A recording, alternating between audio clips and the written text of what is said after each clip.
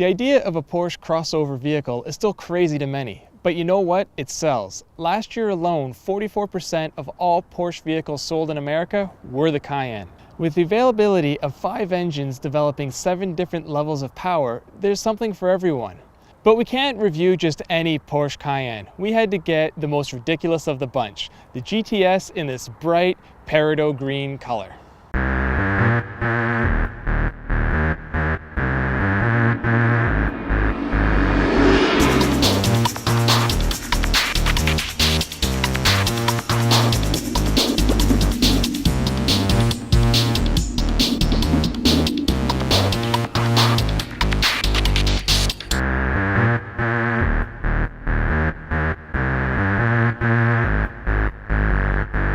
The GTS uses the same 4.8-liter V8 as found in the Cayenne S, but power has been bumped 20 horsepower, bringing the total to 420. Torque is also up 11 pound-feet, bringing that total to 380. The only transmission available is an 8-speed Triptronic S automatic, sending power to all 4 wheels.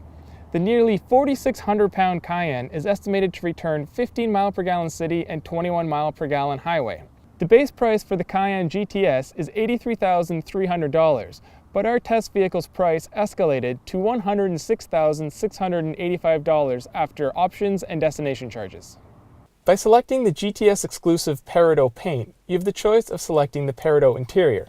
Now, the most obvious change are these bright green seatbelts, as well as green stitching and green accent throughout. Now, some find it ugly, but I think it's kind of cool and fitting to the theme of this outrageous truck.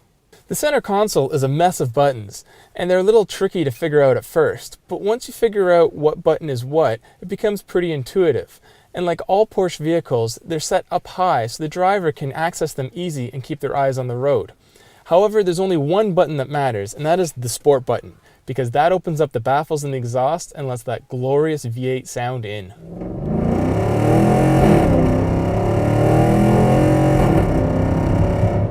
Despite there being 2 more powerful versions of the Cayenne, the Turbo and Turbo S, the GTS really is the sporty one. It was the first Cayenne to receive the Sport Chrono package, which allows you to time your laps if you feel so inclined to take this to the racetrack. Everything about the GTS has been set up for sport. The wheels, tires, brakes, suspension, and even ride height have been adjusted. And the GTS really is a performance vehicle for a mid-size crossover. Porsche has given the GTS a 20mm lower ride height compared to the Cayenne S and a higher final drive ratio to improve acceleration. They claim it can do 0 to 60 miles an hour in 5.6 seconds and continue to a ludicrous 162 miles an hour.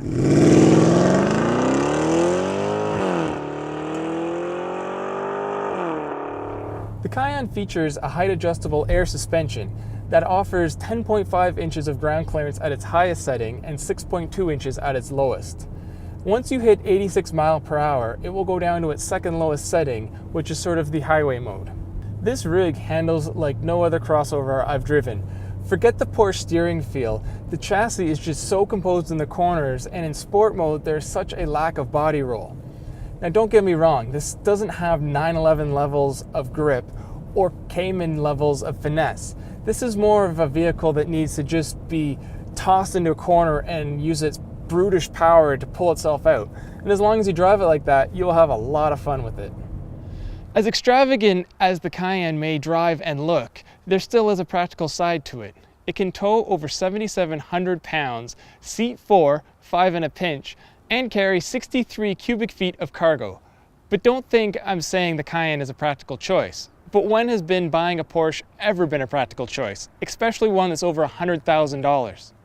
No, this truck are for those people who want a 911, can afford a 911, and probably already own a 911, but need something more like a Touareg for their daily driver. I'm not gonna say don't go buy this truck.